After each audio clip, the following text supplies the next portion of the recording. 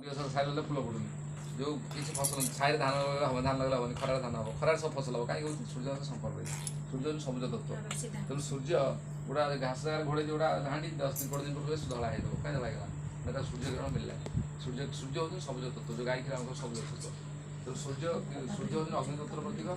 ଅଗ୍ନି ତତ୍ତ୍ୱ ଆମ ଶରୀର ଦେଖ, ଅଗ୍ନି ଆମ ଶରୀରରେ ଯଦି ସୁରକ୍ଷିତ ନ ରହିବ, ଅଗ୍ନି ଯଦି କମିଯିବ ତାହେଲେ କ'ଣ ହେବ? ତମର ତାପମାତ୍ରା କମିଗଲା କ'ଣ ହେବ? ସନ୍ନିପାତ ହେବ। ତାକୁ କ'ଣ କହନ୍ତି? ଲୋକ ମରିବା ପଛେ ତାପମାତ୍ରା କମିଯାଏ। ମରିବା ଲୋକର ହାତ ଥଣ୍ଡା, ଆମ ହାତକୁ ଧରିଲେ ଗରମ ଲାଗୁନି? ହାତକୁ ଧରିଲେ ଗରମ କାହିଁ ଗରମ ଲାଗୁଛି? ଆମ ଭିତରେ ଗୋଟେ ଉତ୍ତାପ ଅଛି।